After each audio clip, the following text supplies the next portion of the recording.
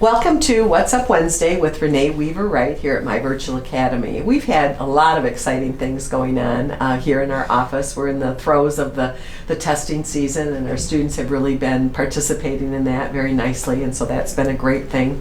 But 2 weeks ago, we sent a team of 5 people to Austin, Texas for a 3-day conference on digital learning.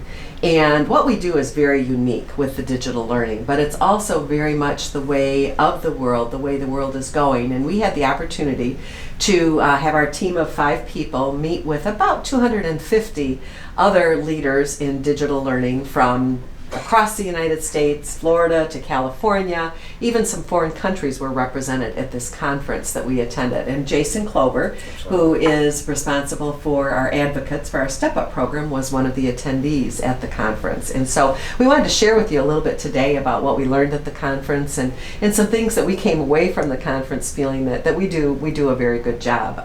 There were probably about 150 different sessions that we could attend, and it's always amazing to me when I go to those things how exhausting that is, to have so much new information thrown at you and to try to process it. And so many times too, we can't always take what we learn at these conferences and implement them step by step with what we're doing, but we can take bits and pieces and adapt them for our situation, for our boundaries that we have to work within. So Jason, you want to tell me what was one of the most interesting sessions that you attended? All of them had, something, that really drew my attention. I believe it possibly was one of the sessions about how accessible are you for your students. Oh, okay. And it talked about teachers making themselves available for the students and how to connect with the students, giving the students something to identify with, whether it's pictures within their learning management system of the actual teacher, so they have a sense of who they're communicating with, utilizing different ways to communicate like Skype or some of the extensions that's within Google Chrome that allow you to put together different PowerPoints or like Screencastify, where the students can actually create videos for themselves and actually send them to the teacher, and the teacher can create videos and send them back to the student. So it was a lot of different ways to actually engage with the student and actually let them know that preference isn't the priority, because a lot of virtual students, they won't want to have the phone conversations, they want the text messages and not the direct contact, and kind of how, hey, we really need to push to engage with the students, in a back and forth versus like text messages or Skyping or anything like that, just because it makes a better connection. It's easier to not get things misconstrued and just have a clearer message going back and forth between the teacher and the student. If it's a conversation, exactly. You mean that's now? We work really hard at trying to engage with our students. What are some of the things that our advocates do to engage with their students? And I know we do live lessons sometimes with the students. We do Zoom, so sometimes we'll do a Zoom of the lesson of the advocate explaining what's going on, whether it's like math or something that's kind of hard for the student to grasp onto, just so we can try to get the student back to the classroom in a sense as much as we can, because the virtual setting is so hard to try to connect with students because they're so distant, we don't know where they can be and we hardly ever see them. So just doing those outreaches through the video seems like it makes it a little bit more personal versus you just hearing someone's voice or getting a text message from somebody. So I know the live lesson seems to work a lot. We also send letters out to the home, to like if we lose contact with a student, we definitely send letters out to the home. And that was something that some of the other educators at the DLAC conference didn't do. They were kind of like, hey, you guys do mailings? And I'm like, hey, we try to stay in touch with the student as much as we can. If we fall out of contact with them, mailings are going out to the home because we know that phone numbers change, and just we're dealing with young people, and a lot of the times they don't take the initiative to make that contact. So our advocates are trained just to make sure they're always in contact with their students constantly, and we see that motivates the students more, and that's why we're at where we're at now. Now we do sometimes have kids that don't do what they're supposed to do. Absolutely. And then we have a success coach that steps in at that point. Do you want to talk about the success coach? Absolutely. That role? Yes.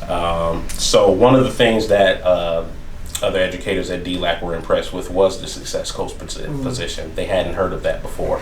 And, I shared with them how when we identify a student is struggling, whether they're struggling with staying in contact with the advocate, struggling in their lessons, maybe they've been in their class for more than 30 days and it shows that they're struggling with the material.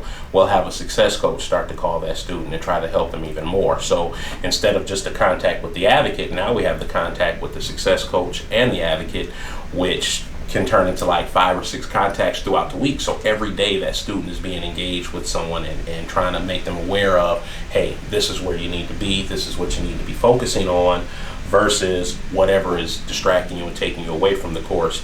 And maybe we need to sit down with that student a little bit more and offer them a little bit more help, versus just a couple times that the advocate may have time for them throughout the week. So we just try to open up as much time as we can to help that student. And then sometimes the students get to the point that you're working with them, as another layer of ways to reach the students and help the students. And, because sometimes relationships, everybody doesn't vibe with everybody. So sometimes we may have to change that student to a different advocate, depending on the personality and the character, of that student and of that advocate. We have advocates that are more strict and stern, and they're on their students a little bit more, on their case a little bit more. And then we have the warm and fuzzy advocates that, make the student feel like, they're a grandchild or something like that. So we have young advocates, we have older advocates. So it's easy for us to move that student to someone that fits them a little bit better. And, that helps foster those relationships that we always talk about, that seems to help that student and push that student forward. Because one thing I took away from the conference is a phrase: they don't care what you know until they know that you care.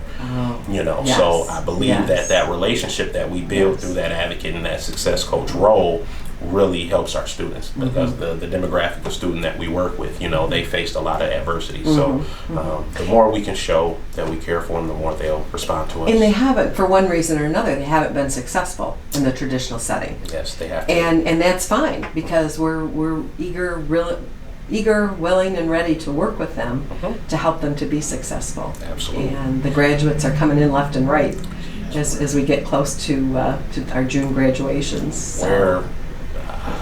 We're thinking we may hit close to total 500 graduates. So that's big. That's 500 lives, 500 students that before coming to us, they may have not been able to get their high school diploma. So, and just all the people that they're going to motivate and influence. So it's more than just the 500 graduates. It's the families of those 500 graduates. It's the friends of those 500 graduates. So it's a great thing. Yeah, it is. It's a great thing. It's a great time of year. And we work really hard at creating a way. This is one of the signs in my office here, and create a way. We learned a lot at that conference, and it was very overwhelming, I thought, because there was just so much and so many things that we could try and we can do. And we have a person on our staff, as you're aware, that the title of her job is Director of Continuous Improvement, so that we are continuously improving. And we start tomorrow having meetings of the 5 people that attended, and each person had to do a little write-up on every session that they attended.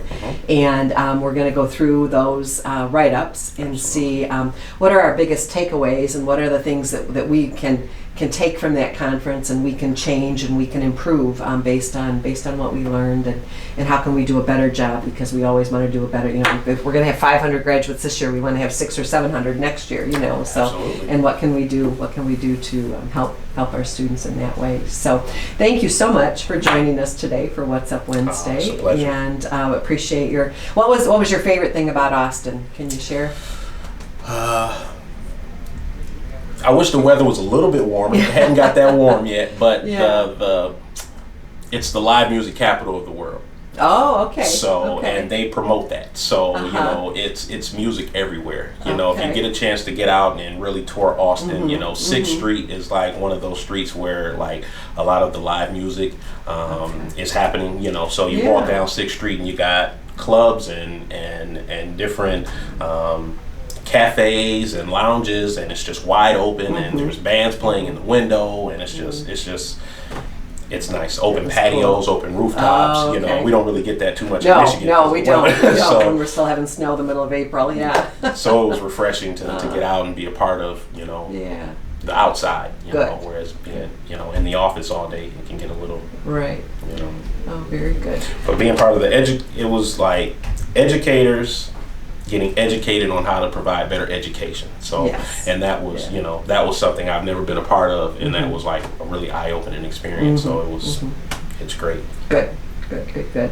Well, thanks again so much for joining us for What's Up Wednesday with Renee Weaver-Wright in My Virtual Academy, and we look forward to seeing you next Wednesday. If you or someone you know is interested in joining one of our programs, we are still accepting applications right now for our Step Up program. You can go to our Back on Track website, or you can call us at 800-297-2119 and speak with a member of our enrollment team. Again, thanks for joining us today.